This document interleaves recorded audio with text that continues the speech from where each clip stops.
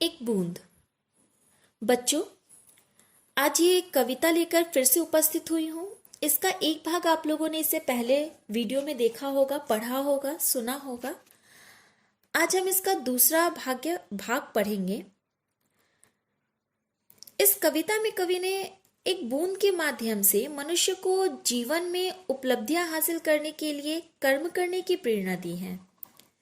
जैसे बूंद बादल से अलग होकर एक सीप में गिरी और मूल्यवान मोती बन गई। आप अपने काम को करने में किस शोहरत को, किस बुलंदी को हासिल करोगे, ये काम करने से पहले सोच लेना सही भी नहीं है और हम सोच भी नहीं सकते हैं। हमारी सोच से ये सब चीजें कहीं परे हैं। नमस्कार बच्चों, मैं मिस कनकलता झा।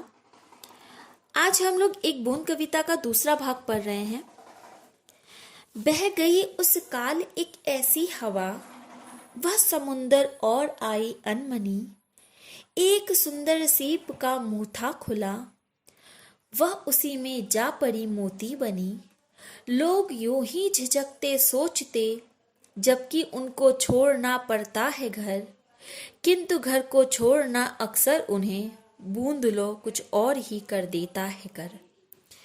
कवि यहाँ कहते हैं, पहले भाग में हमने देखा कि बूंद जो है वो बहुत असमंजस में है। उसे समझ में नहीं आ रहा कि वो सीप बनेगी, मोती बनेगी, सीप में गिरकर मोती बनेगी, या फिर वह किसी अंगारे पे गिर जाएगी, कमल के फूल पे गिरेगी, या धूल में मिल जाएगी। उसे बहुत असमंजस है, वो समझ नहीं पा रही है कि आखिर उसे डर भी है कि उसने वो घर से बाहर क्यों निकली। घर में रहती तो सुरक्षित रहती, लेकिन वो अपने दायरे से बाहर निकलती है, कुछ कर्म करने के लिए आगे बढ़ती है और करने के लिए सबको प्रेरित भी करती है।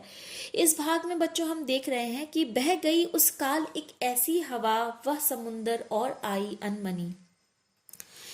बेमन से ही सही, उस और जो है एक हवा बही और उस हवा के बहाव में वो समुंदर की ओर वो बूंद जो है बेमन से आ गई।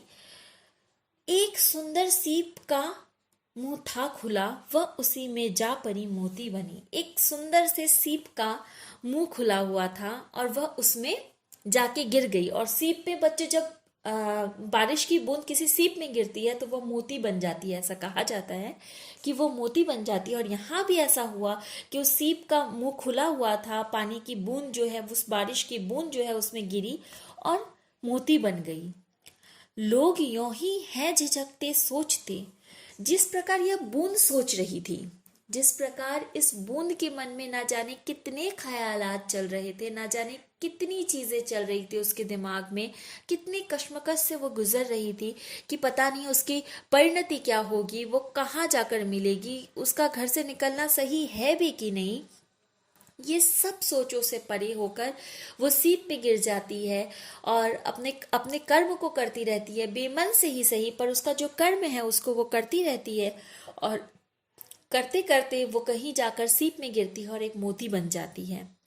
लोग भी इसी प्रकार झिझकते हैं। अपने किसी भी कार्य को करने से पहले, कुछ काम करने से पहले लोग झिझकते हैं, सोचते हैं पता नहीं क्या होगा, हम ये काम क्यों कर रहे हैं, किस लिए कर रहे हैं, पता नहीं इस काम को करने से हमें कोई फायदा भी मिलेगा कि नहीं, ये सब सोचते हैं।